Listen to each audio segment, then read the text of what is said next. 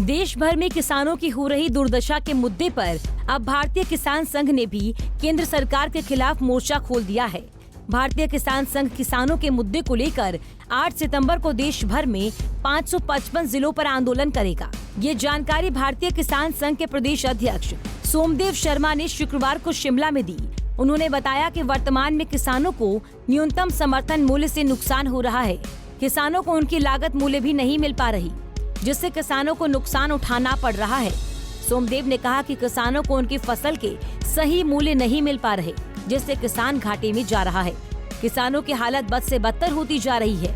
किसानों की दशा सुधारने और उन्हें उचित मूल्य दिलाने के उद्देश्य से भारतीय किसान संघ 8 सितंबर को पूरे देश में 555 जिलों में प्रदर्शन करेगा और डीसी के माध्यम से प्रधानमंत्री को ज्ञापन सौंपेंगे। उनकी मांग है कि एक एक्ट बनना चाहिए जिसमें रेट तय होना चाहिए, जिससे किसानों को उनका न्यूनतम समर्थन मूल्य मिले, जिससे किसानों को नुकसान ना हो और यदि कोई इससे नीचे खरीदता है तो एक्ट के तहत उस पर कार्रवाई होनी चाहिए। वर्तमान में चाहे बागवान हो या किसान, सबको न्यूनतम समर्थन मूल्य नहीं मिल रहा है। कई राज्य में स्थिति बेहतर है, लेकिन अधिकतर किसानों को नुकसान ही हो रहा है। भारतीय किसान संघ ने कहा है कि अब किसानों पर हो रहे अत्याचार बर्दाश्त नहीं किए जाएंगे और यदि सरकार उनकी मांग नहीं मानती तो भारतीय किसान संघ एक बड़ा आंदोलन केंद्र सरकार के खिलाफ शुरू करेगा। उन्होंने कहा कि 3 कृषि कानूनों को संशोधित कर लागू करना चाहिए। नमस्कार। भारतीय किसान संघ ने निर्णय लिया हुआ कि 8 सितंबर को 550 जिलों में पूरे देश भर में धरना प्रदर्शन जिला केंद्र पे मुख्य जिलाधीश के द्वारा माननीय प्रधानमंत्री जी को देगा।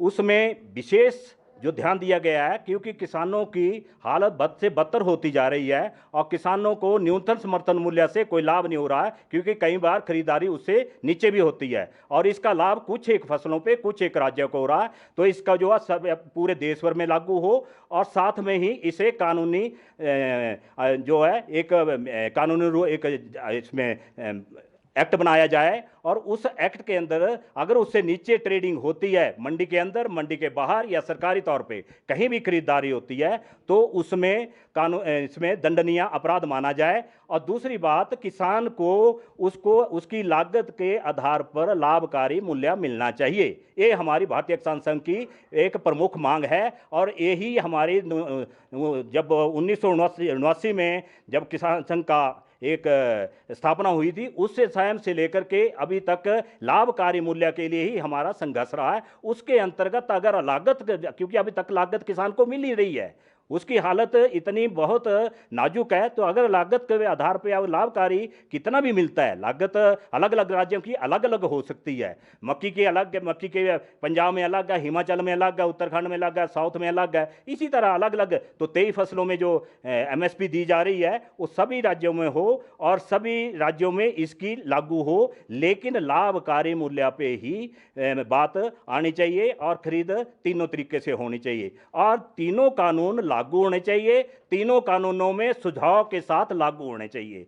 जो भारतीय किसान संघ ने पिछले साल 8 अगस्त को 25,000 ग्राम समितियों से देश भर से दिए गए हैं, उसमें से नंबर 1 कि सभी जिला स्तर पे एक कृषि न्यायालय स्थापित होना चाहिए, व्यापारी का पंजीकरण होना चाहिए, बैंक की गारंटी होनी चाहिए, न्यूनतम समर्थन मूल्य के लिए कहीं न कहीं सरकार जो है उसको अगर इन कानूनों में नहीं है तो लागू करे और उसके साथ किसान की परिभाषा की बात आती है उसको दुरुस्त करे। इसके साथ ही लाभकारी मूल्य के अंतर्गत हमारा प्रमुख बिंदु है, केंद्रित बिंदु है, उसके अंतर्गत मिलना शुरू करे, उसका आश्वासन दे।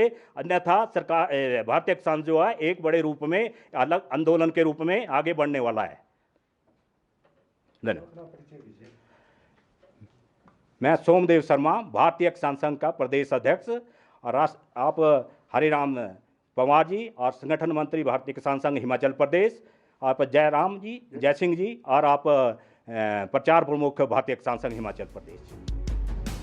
पंजाब केसरी टीवी के लिए शिमला से योगराज शर्मा की रिपोर्ट। हमसे जुड़े रहने के लिए हमारे YouTube चैनल को सब्सक्राइब करें और नई वीडियो की नोटिफिकेशन के लिए बेल आइकॉन को दबाएं। अगर आप ये वीडियो Facebook पर देख रहे हैं तो लाइक जरूर करें और ज्यादा से ज्यादा शेयर करें। इसी तरह के और भी अपडेट्स के लिए फॉलो करें हमारा Instagram पेज himachal.kesri।